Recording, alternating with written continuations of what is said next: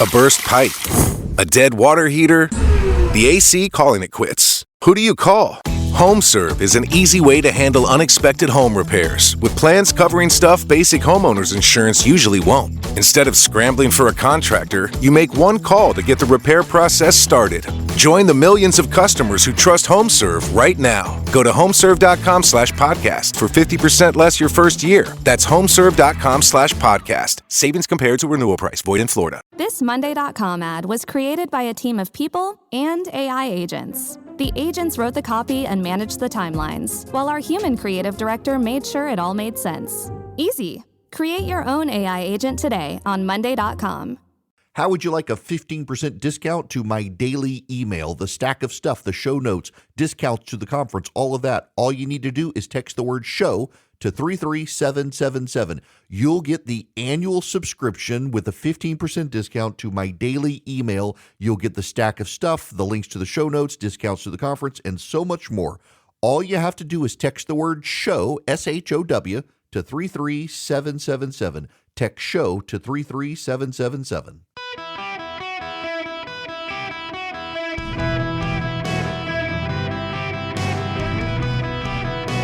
Welcome to the Eric Erickson Show podcast, Hour 3.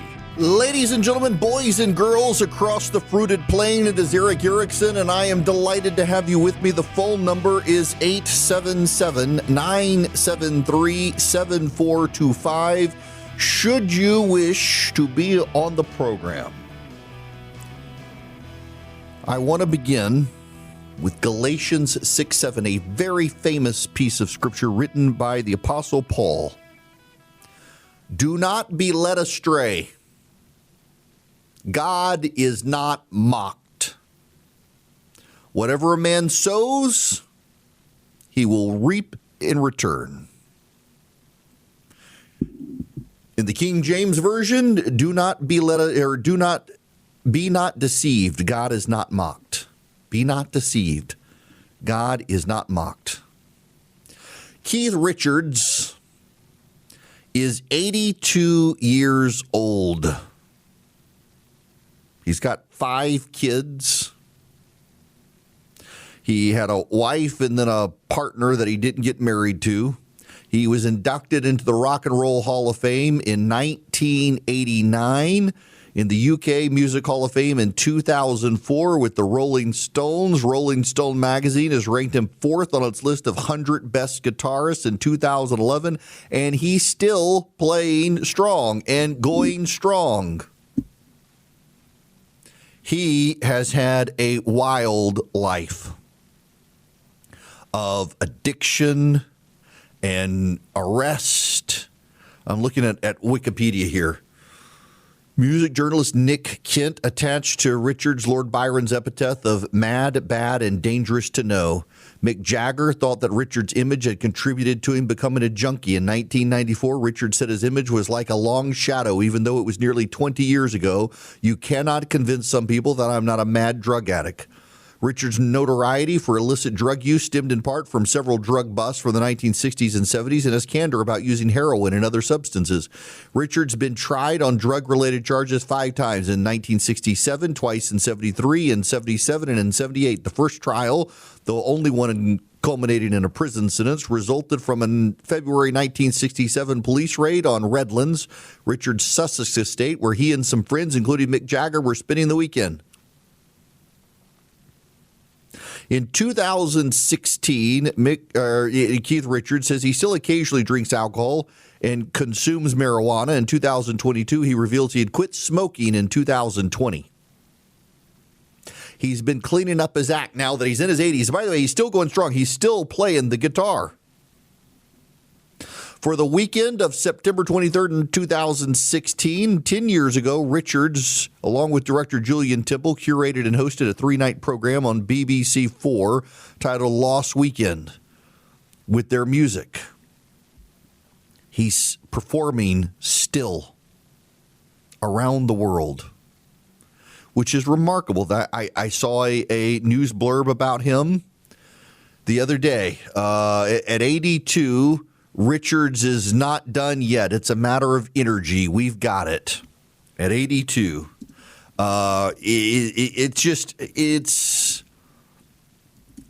He's kind of become this person of legend. Yeah, this is the Wall Street Journal yesterday.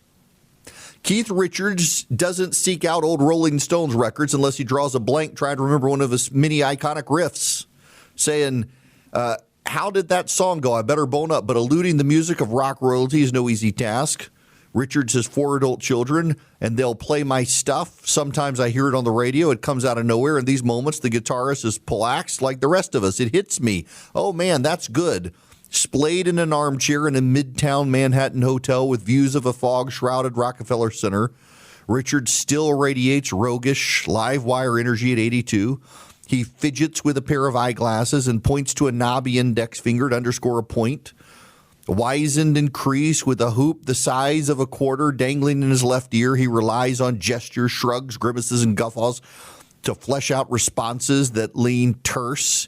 He's discussing the latest Rolling Stones album, Foreign Tongues, due out July 10th, which has brought the band together in New York. Mick Jagger is nearby, ambling through the hotel hallway. The Rolling Stones released its first new collection of original songs in 18 years with 2023's Hackney Diamonds. Now the group's putting out a second less than 3 years later. A rate of productivity unmatched since the 1980s. And they're ancient of days at this point. Mick Jagger was seen a year or so ago at a dive bar in New Jersey, drinking a Miller Lite by multiple people who couldn't believe it was him because he was doing a concert and he went by the dive bar to grab a beer on his way to perform a concert. Galatians 6:7, God is not mocked. Bryan Johnson is 48 years old. He's the founder and former CEO of Kernel, a company that creates devices that monitor and record brain activity. He's a venture capitalist. He was the chairman and CEO of Braintree, a company that specializes in mobile and web payment systems. He's got a lot of money. And he has been pouring his energies into Project Blueprint. His philosophy is don't dive. He wants to live forever. He is the anti-aging creepy guy. You know this guy. He's talked about he and his son's sex lives and the constant monitoring of his body chemistry and blood. This is in Wikipedia. October 13, 2021, Johnson announced an anti-aging attempt called Project Blueprint, which subsequently became the basis for a commercial company headquartered in Los Angeles. Johnson has stated the aim of the company is to reduce the biological age of his organs to that of an 18-year-old and make death an option. Blueprint sells consumer health products, including supplements and foods derived from Johnson's personal optimization protocol. They include supplements such as spermidine, which has been linked to longevity-related outcomes. The protocol that Johnson follows as the test subject cost approximately $2 million a year in 2023, tracks over 100 health measurements. He's since reduced his daily supplement intake from 111 to 30 by March of 2026. In 2024, Blueprint Basics was launched as a subscription for consumers by Blueprint, costing $333 a month. Johnson uses confidentiality agreements to control his public image and that of his companies. Some of his workers have joined forces to challenge the agreements. Johnson defended his use of confidentiality agreements on social media, saying, I post nudes on social media. I track my, nighttime, I'm not going to get into that. My team openly discusses my health of his male reproductive fluids. Rather than letting people walk in blind, we disclose this up front in writing so there are no surprises. In 2023, Johnson underwent a series of 6-month, 1-liter plasma transfusions with his son as the donor for one of the transfusions, but he says he will not repeat the transfusions due to lack of benefit. The FDA has stated the transfusions, such as the kind Johnson had, are without benefit and may be harmful. Johnson follows a strict dietary and lifestyle regime in pursuit of life extensions. He's kind of a creepy dude. He kind of is.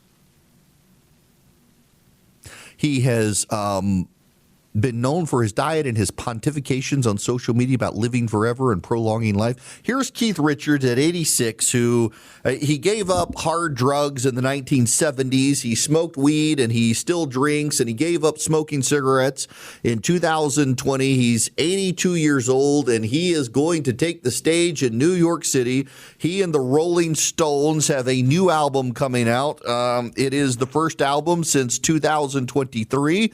Mick Jagger is going to be with him on stage, 82. Mick Jagger himself has had kind of a wild life, although not as wild a life as Keith Richards is known to have had, in large part because, well, Keith Richards has been way more public about his bad behaviors than Mick Jagger has.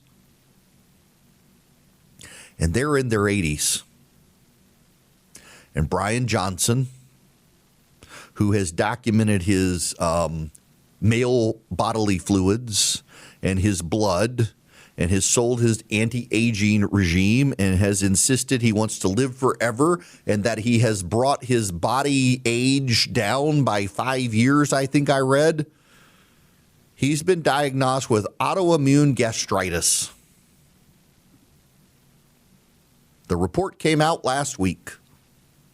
Autoimmune atrophic gastritis is a process of chronic inflammation of the gastric mucosa of the stomach, leading to a loss of gastric glandular cells as their eventual replacement by intestinal and fibrous tissues. As a result, the stomach secretions of essential substances is impaired, leading to digestive problems, the most common of which is persistent anemia, leading to vitamin B12 deficiency and malabsorption of iron. It can be fatal. God is not mocked. You treat with folic acid.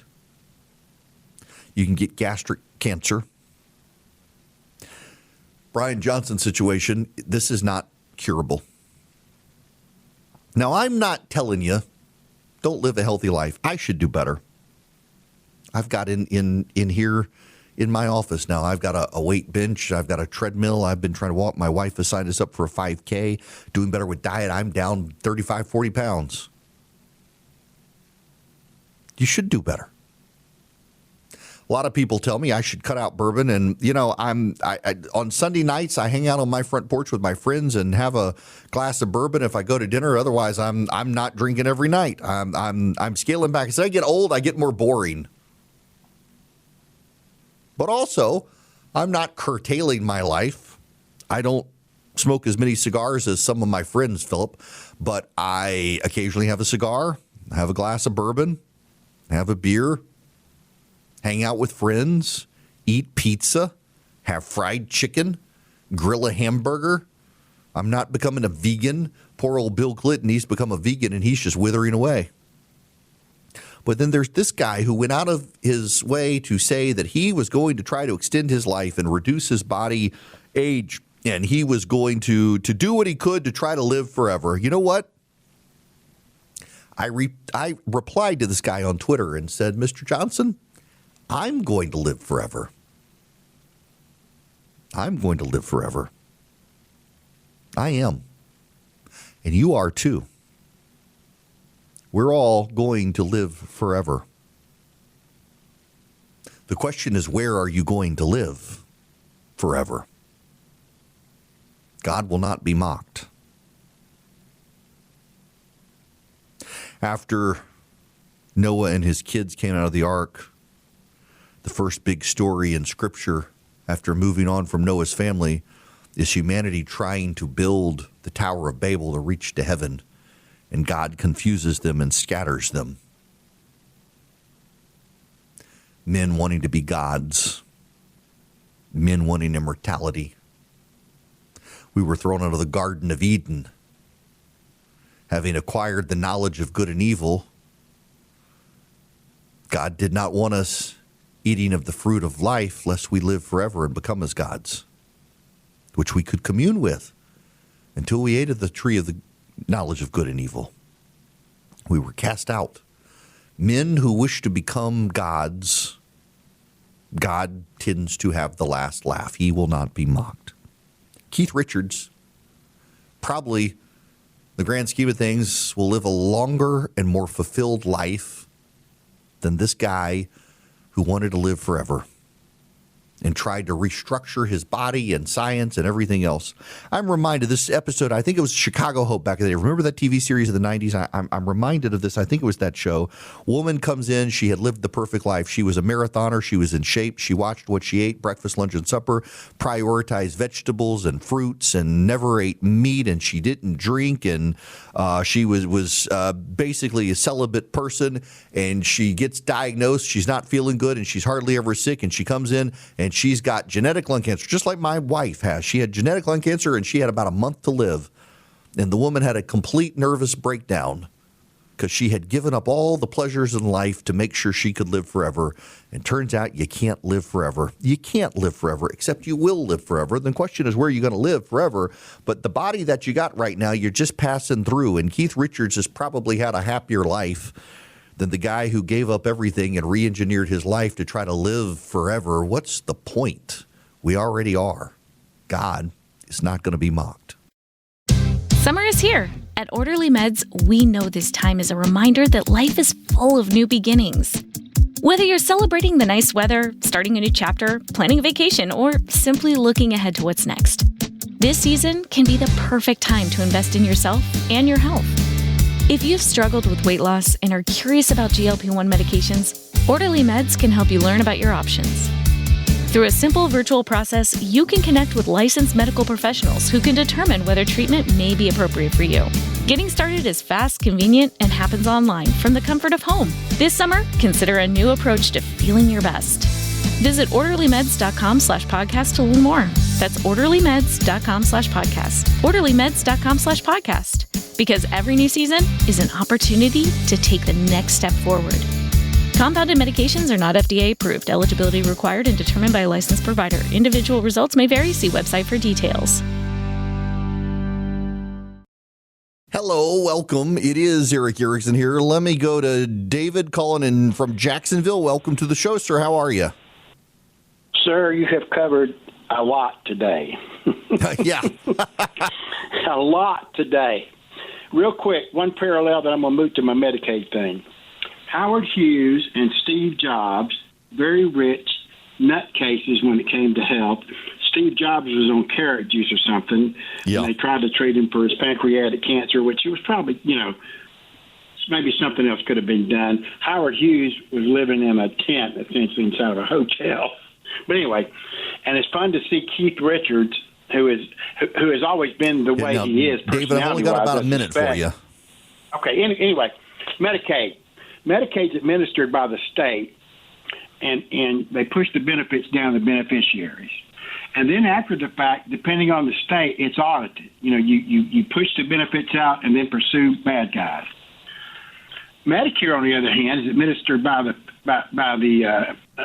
federal people through insurance contractors.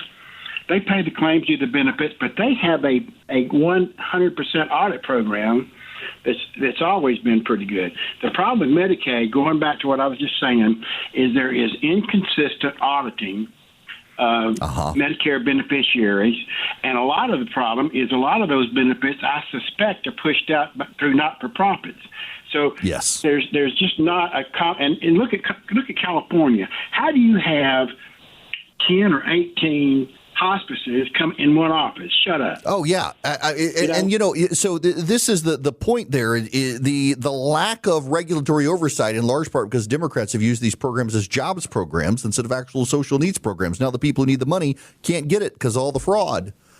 Look, high prices are here to stay: gas, groceries, insurance. If you're a homeowner, you probably thought, should I call American Financing, refinance, pay off the credit card debt? Then you second guess yourself because you got a low mortgage rate. And then, you realize that low rate is not really saving you if you're drowning in credit card debt at 25% interest or more. That's the math nobody actually wants to face on this stuff. It's costing you thousands of dollars. And here's the truth. If you're making only minimum payments, that debt is going to follow you for years. That's why people are calling American Financing, because they're saving customers an average of $800 a month by using equity to break free of credit card debt. You owe it to your family to see what you can do. No upfront fees. There's no pressure, no commissions based. They're all salary-based mortgage consultants. It costs you nothing to find out what you might be able to save every month.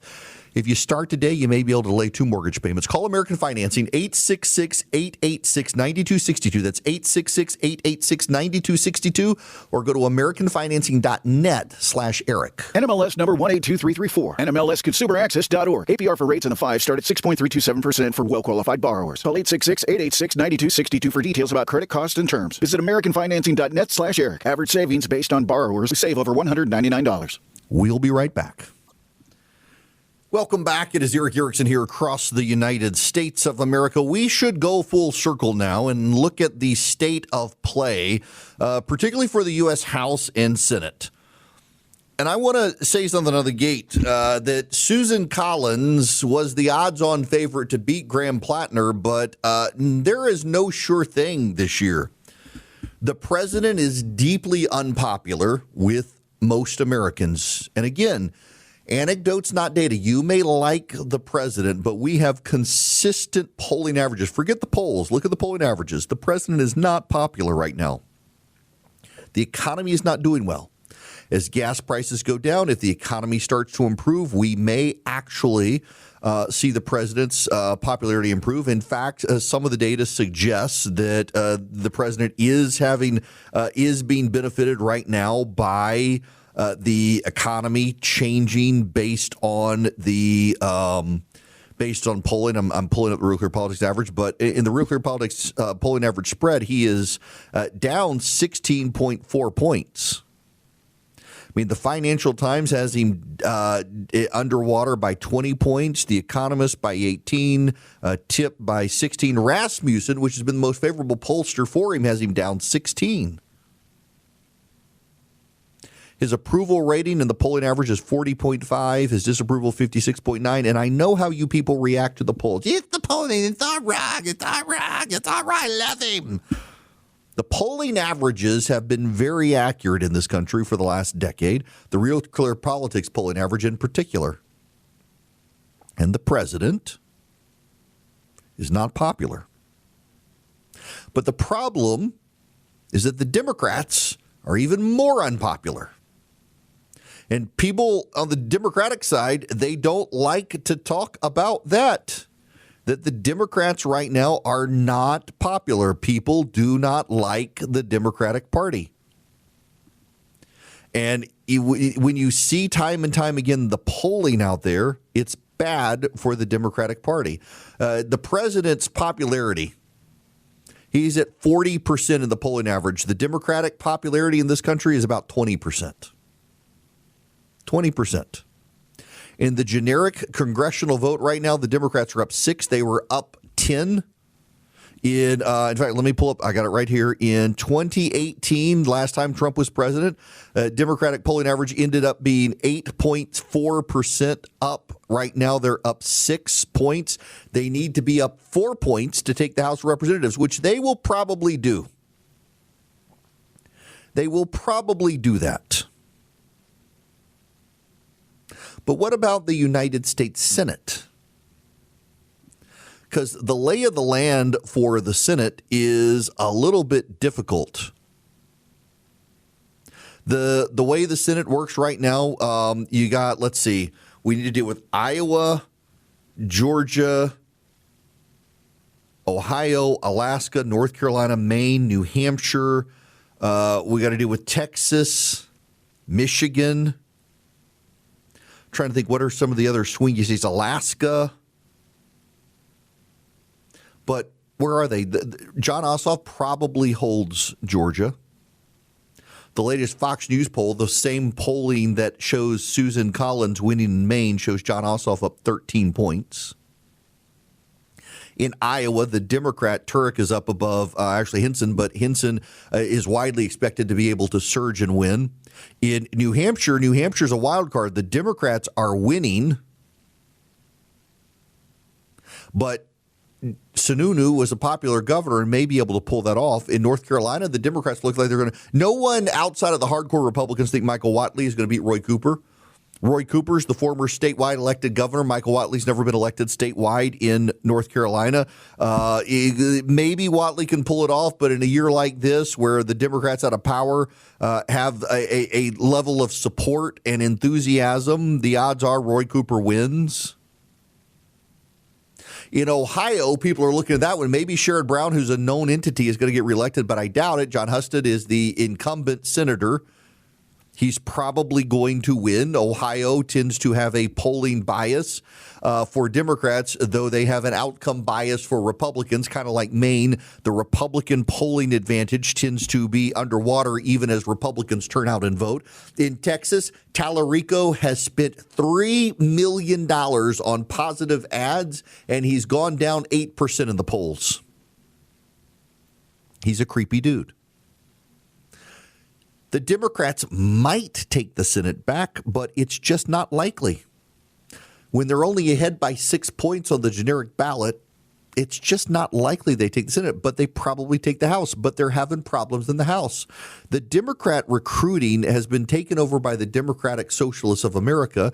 And while they're getting a lot of attention for Darlisa Chevalier in New York in a very safe Democratic district, the Socialists have won now several seats in Colorado and one in Maine. And it looks like they may win a couple in Michigan that are swing seats where the more reasonable, moderate Republican is more likely going to be able to win.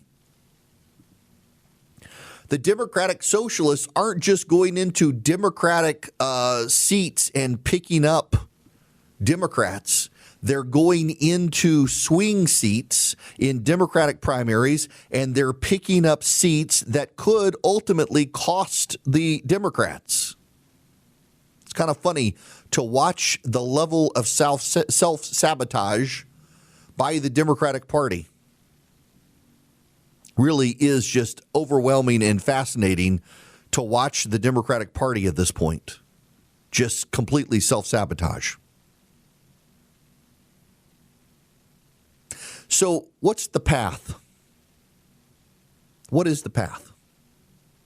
The path for Republicans is you got to mitigate the damage because the president is unpopular and the economy could turn. There are warning signs in the economy right now that as gas prices may be going down, there are warning signs about the AI bubble the Treasury Department is looking at.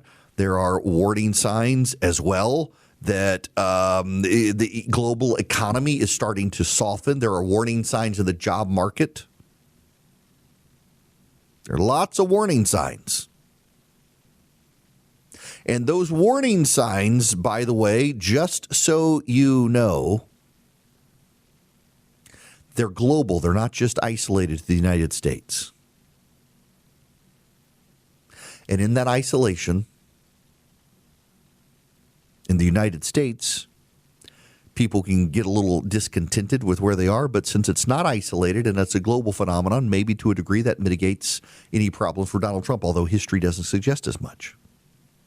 But the Republicans need to mitigate the damage right now. You know, the one thing Republicans do, the one thing Donald Trump could do right now to improve his standing, in all seriousness, the thing that Donald Trump could do right now, this very moment, to boost the economy, boost the markets, and reduce prices is to get rid of tariffs. If Donald Trump were to scrap all of his tariffs today, regardless of what other countries did, scrap the tariffs, keep the tariffs on China, it's a national security issue, but scrap all the other tariffs. If Donald Trump did that today, there would be an economic explosion in the country because businesses could reprioritize their capital and not only boost wages, but they could invest more, and that would stimulate the economy. What the president has done with tariffs has not actually stimulated manufacturing. Most of the jobs in this country that have come about in the last year have come from healthcare. As healthcare costs rise due to Obamacare, the Republicans have not fixed that problem. The Republicans, if anything, keep making it as worse as the Democrats do. But the manufacturing sector in this country has lost about 100,000 jobs. The tariffs were designed to stimulate domestic economic productivity and manufacturing and reinvestment in the United States. It has not done that. It hasn't done it. There are no signs that this is happening. In fact, the signs are that the costs of doing business in this country have gone up. The cost to consumers has gone up. The cost to companies has gone up. And wage growth has now fallen below inflation because companies can't pay as much because they're having to offset price increases to customers. Since they can't raise prices as much as they want to, they're having to cut wage increases and investment in companies. If the president got rid of the tariffs tomorrow, there would be an immediate economic benefit in the country that would translate all the way down to your pocketbook, and that would put people in a better frame of mind. There are ways to mitigate the problems right now for the Republicans at a time where the Republicans are the incumbent party of the White House, and the incumbent party of the White House tends to not do good. The other thing the Republicans have going for them, the big thing the Republicans have going for them, is the Democratic recruitment of bad candidates like Plattner in Maine. Morris Katz is the privileged, entitled young man who ran Zohran Mamdani's campaign. He's a campaign strategist that the media put on all their covers as a darling of America because he got a socialist elected, Muslim socialist elected mayor in New York. He's been advising Graham Plattner. There is news out right now that Morris Katz is advising Graham Plattner to remain in the Maine Senate race. If I were advising Graham Plattner, the odds are that he drops out. The predictions markets, the poly markets of the world, the couches of the world, got a 90 to 95% chance that Graham Plattner drops out by July 13th. If I were Graham Plattner, I would take out a $100,000 loan and I would buy in on the fact that he's not going to drop out, and then I would not drop out and I would cash in and make a lot of money. Insider trading? Yeah, but what the heck? If Graham Plattner wants to make a lot of money, stay in the race, bet that you stay in the race, contrary to where the odds are on all the predictions markets, and cash in on July 14th after you don't drop out. But his advisors, some of them, are advising him to stay. And what do they have to lose? He is the nominee. There is nobody in the Democratic Party who can force Graham Plattner out of the race. And there are other allegations coming. Allegations going all the way back to when Graham Plattner was in high school and got booted out of his elite private high school. Those allegations are coming. This is the beginning. This is not the end. The only way for this to go away for Plattner is for him to drop out. But I'm not sure if he will. He doesn't have to. The Democrats, they're going to have a hard path to take the Senate. Alaska's probably off the table. Dan Sullivan, the incumbent senator, is very popular. In Ohio, yeah, the polling right now has Sherrod Brown ahead, but the Republicans haven't started spending money. Huss is the incumbent, and he's actually good on the campaign trail. In New Hampshire, that could be a swing state for the Republicans because Sununu is very popular there. In Michigan, if Abdul El Sayed is the Democratic nominee, which is very likely, the Republican opposition on El Sayed is going to make the Graham Plattner stuff look amazingly cheap because there's a lot of dirt on El Sayed that the Democrats have not vetted and pushed out on El Sayed because they don't know that it translates to ordinary voters. It does translate to ordinary voters. The Republicans drop it out. That could be a Republican pickup. Even as the Democrats hold Georgia and pick up North Carolina, the Republicans could flip New Hampshire. The Republicans could flip Michigan. Flipping Michigan is far more likely than flipping Ohio for the Democrats. They're not going to win Texas. They're probably not going to beat Susan Collins in Maine.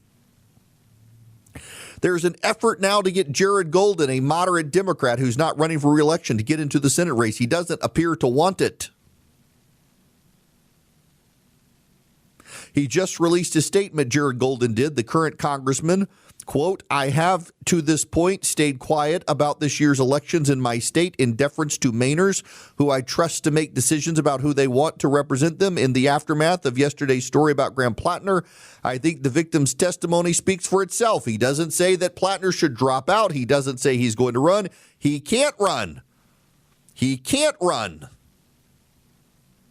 In Michigan, Andrew Kaczynski has the story from CNN. Abdul El Sayed has insisted he never called for defunding police and said deleted tweets were taken out of context. But new audio shows that in 2020, he defended the idea in an interview saying, quote, I believe that we do need to defund the police. Abdul El Sayed is not just a liar. He's an extremist who's endorsed a myriad of policy positions that would endanger Americans, including but not limited to defunding the police and open borders and support for terrorists. And the Democrats are about to nominate him in Michigan.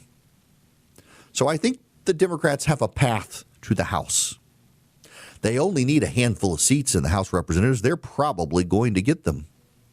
Probably going to get them. But in the United States Senate, I think it's a bridge too far for the Democrats. And that was before Plattner. But after Plattner, it makes it even less likely. I mean, this is like a Kamala Harris scenario over again. He drops out basically on the same timeline as Joe Biden dropping out. They get someone in there new. Who do they get? It's got to be someone that Graham Plattner blesses to take his place. That gives that person a stigma out of the gate. Susan Collins probably wins. The Democrats' play for the United States Senate in large part thanks to the Democratic Socialists of America is out the window. They can get the House, but you know what? You got to have the Senate to stop Trump's judges, which you're probably not going to be able to stop now. Vocal fry. Vocal fry is the lowest vocal register characterized by a deep creaking or popping sound similar to bacon sizzling. It occurs when your vocal cords are loosely compressed and vibrate slowly with low airflow. While common at the end of sentences, it can also be used for stylistic expressions. It's often perceived negatively, particularly when used by young women who may be judged as less competent, educated, or trustworthy. It is not considered to be professional. I would like to go back now to the individuals who recruited Graham Plattner, the Democratic Socialists, who sat down for an interview with the Wall Street Journal as the stories about Graham Plattner started trickling out. Did you find Graham Plattner? Well, so, I mean, we went through thousands and thousands of prospects. We, through a number of means, assessed just a huge amount of people. Then, Leanne pulled up this video of this guy with an oyster farm. My name is Graham Plattner, and I live in Sullivan, Maine, the owner of Frenchman Bay Oyster Company. And then she pulled up his FEC history and saw, the money he'd given to Bernie Sanders and, some other people. That was enough information to know that we had the best prospect that we'd maybe ever seen. At this point, you hadn't vetted Graham Plattner. You hadn't done a full scrub of who he is. How did you go about vetting him? And why did you? We paid a nice firm a whole chunk of money and got some stuff back. Some of what you've seen on the news we got back. Other stuff we didn't. Did the vetting process turn up the tattoo that became so controversial? No. The Reddit posts, did that turn up in the vetting process?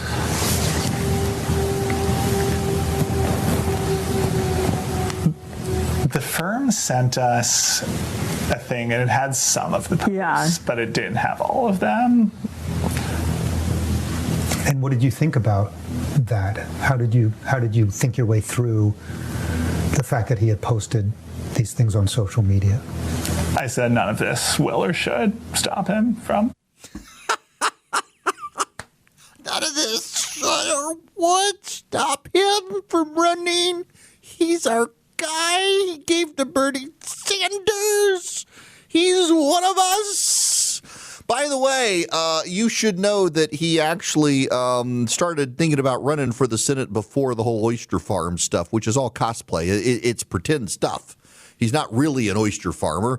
He only sells to his mother's restaurant. They manufactured this guy, and now the house of cards is all tumbling down on him. Good riddance. They're getting what they deserve, the Democratic Socialists of America.